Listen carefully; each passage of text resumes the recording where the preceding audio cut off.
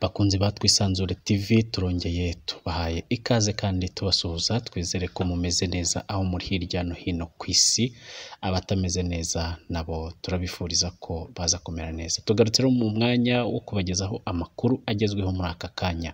Mu Rwanda urugendo rwo kuvugurura itegeko nshinga rwatangiye. Abagize inama y'abaperezida ba za komisiyo z'inteko ishinga amategeko, umutwe w'abadepite batangiye gusuzuma umushinga w'ivugururwa ry'itegeko nshinga rya Repubulika y'u Rwanda ryo mu 2003 ryavuguruwe muri 2015. Muri uyu mushinga hagaragara ko amatora azahuzwa. Iri vugurura ahanini rishingiye ku guhuza amatora ya perezida wa Repubulika n'abagize inteko ishinga amategeko.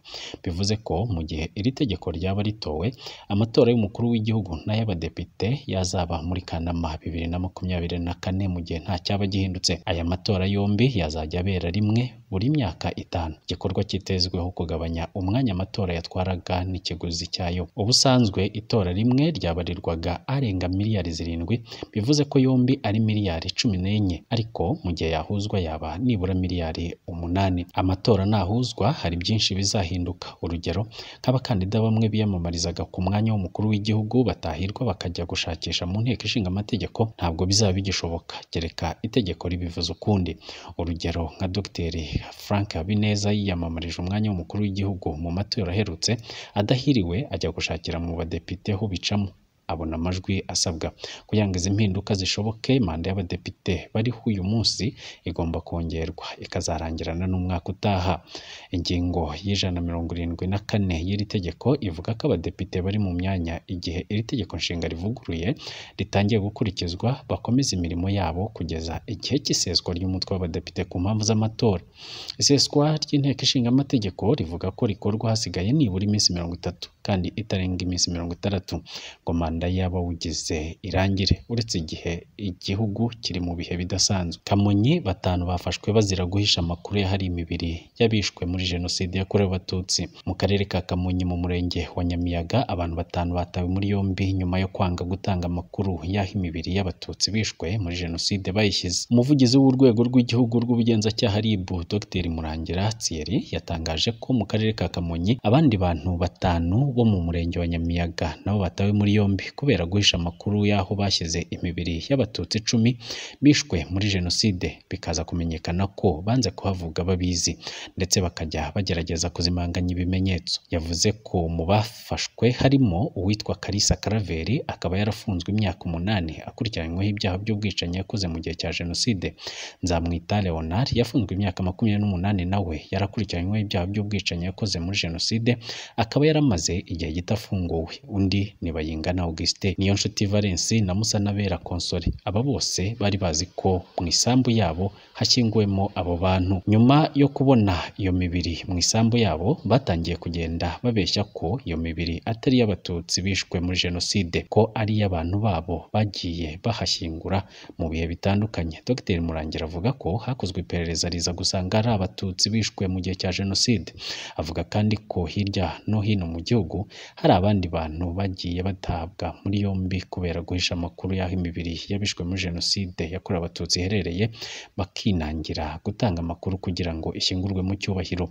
Aba bantu 5 bo mu murenge wa Nyamiyaga batawe muri yombi nyuma y'abandi 5 bo mu murenge wa Mugina biyemerera ko bagize uruhare ku rupfu rw'abantu 2 imibiri yabo yari yarabonetse muri uyu murenge, ndetse bakemera ko banze no gutanga amakuru babizi. Tugaruke mu ruzinduko rwa perezida wa Repubulika Paul Kagame yagiriye muri Guinea Bissau, aho umutekano wari uri ku isonga mu ruzinduko rwe mu burengerazuba bwa Afurika y'Iburengerazuba nyine. Itariki ya 17 Mata 2023 nibwo Perezida Kagame yageze muri Guinea Bissau mu ruzinduko rw'umunsi umwe, aho yakiriwe na mugenzi we Omaro Sissoco Embalo. Ni mu ruzinduko Perezida Kagame yagiriye mu burengerazuba bwa Afurika muri Benin, Guinea Bissau na Guinea Conakry mu cyumweru gishize, rwaranzwe n'amasezerano y'ubufatanye menshi by'umwihariko mu rwego rw'umutekano.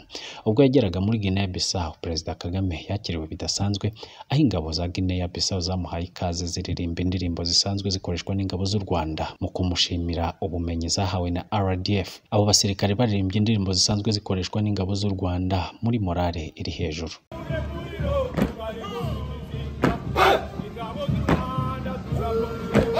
Ingabo z'u Rwanda turakomeye,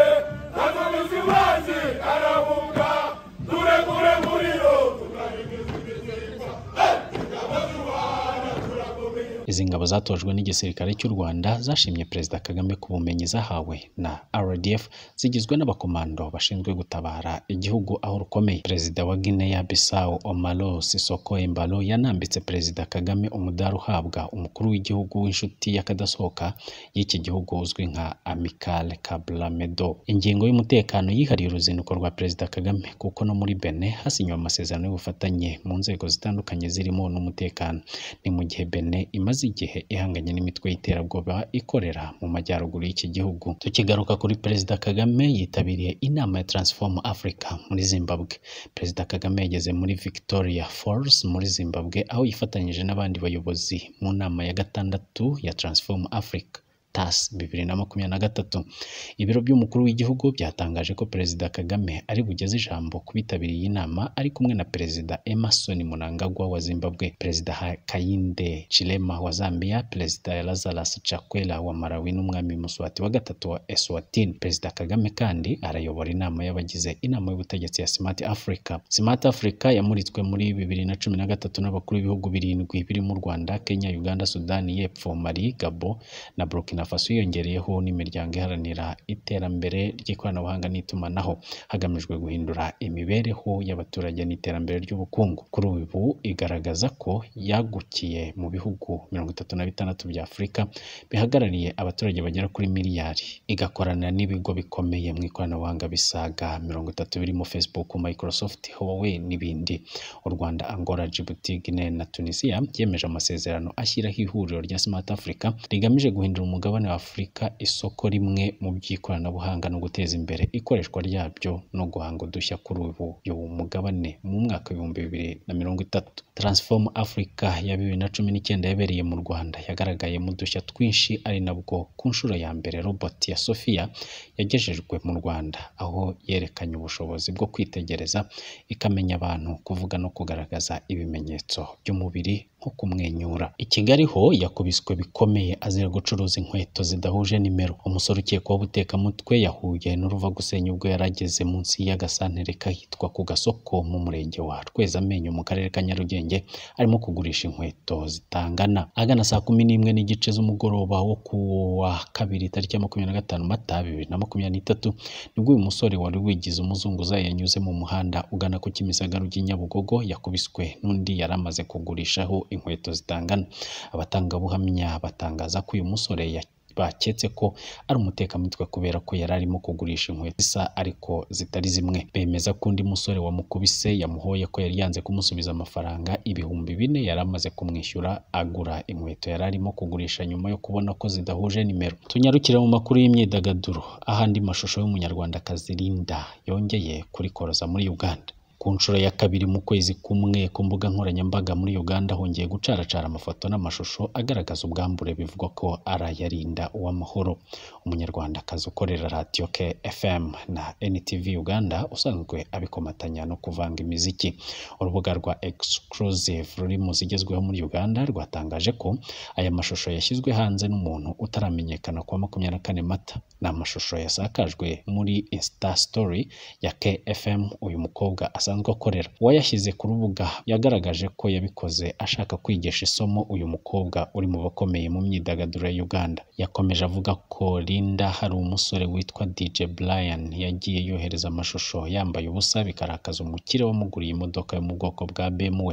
Ku rubuga rwa Twitter rwa KFM bahise bihutira kugaragaza ko binjiriwe, bityo ko ubutumwa n'ayo mafoto by'uyu mukobwa ntaho bahuriye nabyo. N'ubwa kabiri mu kwezi kumwe bashyira hanze amafoto ye yambaye ubusa. Byaherukaga kuwa 13 Mata uwashyize aya mashusho kuri Twitter yakangishije uyu mukobwa ko agiye gushyira hanze andi menshi yambaye ubusa, ariko byanongeye kugenda. Ayo mashusho akazayashyira kuri konti ya TikTok. Amwe yagaragazaga uyu mukobwa ari kumwe n'undi mugabo mu gitanda, andi ari wenyine. Umwuga w'itangazamakuru Linda yawutangiye muri 2018 kuri Urban TV yo muri Uganda, aho yakoze amezi make mu kiganiro Campus 101. Nyuma y'amezi 2 gusa UBC TV yaje kumubenguka atangira kujya akora ikiganiro cyitwa Jam 101 yarahuriyemo na Calvin the Entertainer. Muri Gicurasi 2019 nibwo Linda yaje kurambagizwa ndetse anegukanwa na NTV, aho yatangiye akora ikiganiro NTV The Beat aza no guhabwa icyitwa NTV Dance Party. Kuva muri 2019 Linda yatangiye gukora ikiganiro Breakfast in the City kuri State Radio yo muri Uganda, akaba yaravuye muri 2021 ubwo yari yerekeje kuri KFM anakorera kugeza amagingo ye. Ubwo Linda yari amaze kwamamara yahise atangira umwuga wo kuyobora ibitaramo. Kuri ubu numwe mu bakunzwe kwiyambazwa ngo ayobora ibitaramo bikomeye ndetse anavanga imiziki. Bakunzi bacu ba Twisanzure TV ni no kuri iyi nkuru y'imyidagaduro dusorejeho amakuru twe twabateguriye. Tubasaba gukomeza gukurikira ibiganiro bya Twisanzure TV, mukora like, share, comment and subscribe. Turabashimiye, mugira amahoro y'Imana.